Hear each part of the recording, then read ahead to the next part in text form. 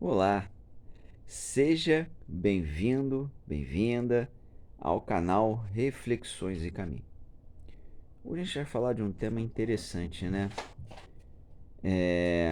Os gatinhos estão correndo aí, qualquer coisa, se ouvir algum barulho, são eles. O Mingau e o Almôndega.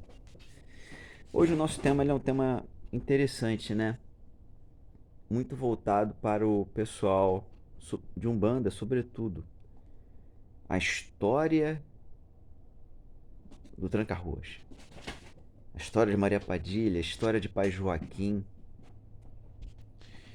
É interessante como a internet é uma caixinha de surpresas, né? Geralmente são surpresas bem desagradáveis. Tem lá a história real da entidade X, a entidade Y, e aquilo é tomado como uma verdade absoluta, né? Que ele foi um fidalgo, que ele foi médico, que ele foi padre, que ele foi isso, que ele foi aquilo. Isso é extremamente longe da verdade. Por quê? Essas entidades que eu citei neste exemplo, Tranca-Ruas, por exemplo, são indivíduos independentes com as suas histórias particulares que, por uma razão ou outra, na sua forma de trabalho espiritual, eles se identificam como tranca-ruas por conta do seu simbolismo, sem perder as suas características individuais. Então, eles podem ter sido um advogado, outro médico, outro professor de química, um outro padeiro, que por trabalharem de uma forma similar, magneticamente, pelo que exercem na espiritualidade, eles se identificam como tranca-ruas. E ainda assim tem as subdivisões, né, as subfalanges das almas de Embaré, do Cruzeiro, das almas, não sei se eu já tinha falado, e por aí vai. E a personalidade deles, apesar de terem esse mesmo pseudônimo, eles mantêm o seu humor, sua personalidade totalmente diferente. Eu já tive a possibilidade de conhecer tranca-rua extremamente debochados, irônicos, falantes, brincalhões, outros seríssimos que mal falam, que gostam de dar consulta, outros que não gostam de dar consulta, que tem posição de chefia de um determinado grupamento mediúnico não, perdão, de um determinado grupamento espiritual. Olha, eu sou responsável por 5 espíritos. Outros não, nenhum espírito. Funcionam unicamente como protetores de uma pessoa, por exemplo. Outros, com maior grau. O mesmo vale para pretos velhos, caboclos e beijadas. Esses dias eu estava conversando com uma mulher, a mulher assim, não, mas eu falei com o pai Joaquim. O médium era outro, mas era o pai Joaquim. Aí eu expliquei para ela quantos João tem no mundo, quantas pessoas chamadas João tem no mundo, né? E ela custou a entender, porque quando ela foi falar com um pai Joaquim através de outro médium, o pai Joaquim foi, minha filha, eu nunca te vi antes. Que bom que a gente está se conhecendo agora, sabe?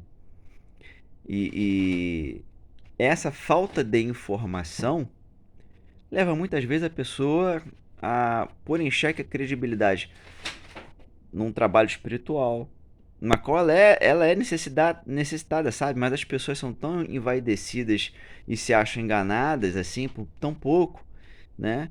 Que é importante esse tipo de esclarecimento. Eu já vi numa sessão de Umbanda 3 caboclos, 7 flechas, em 3 médiuns diferentes, com posturas diferentes, né? Mesma coisa no espiritismo, né? No kardecismo, assim, entre aspas. Não, é aquele médico alemão lá, é o Dr. Fritz. Será que é aquele Dr. Fritz lá que trabalhou com o Zé Arigó? o famosão, ou é um outro Fritz, porque Fritz é um sobrenome, né? Não é um primeiro nome como Tiago. Será que aquele é o Fritz ou é mais um Fritz? Então a gente precisa desmistificar esse tipo de coisa, sabe? A gente tem a ganhar com isso. Os amigos espirituais eles vêm para servir. Não raro o amigo espiritual fala assim: ah, chama como você quiser, pô. Ah, não, então eu vou chamá-lo de Fritz porque você parece um alemão, não é? Chamado de tranca-rua. Então isso é uma outra questão. Eles vêm para servir. Então fica aí a dica de hoje a respeito de histórias de entidades, histórias de guia, verdadeira história de tranca-ruas. Que besteira. Que ele foi um cavaleiro cruzado, já vi de tudo. Na internet já vi de tudo. Só que uma vez eu tive a possibilidade de bater papo com uns três, eu acho, ao longo da vida, assim. Você poderia, por favor, dos três dos que puderam responder, né? O senhor poderia me dizer um pouco da sua história pessoal, pelo menos da última encarnação? Porque eu estou fazendo estudo, estou tentando entender.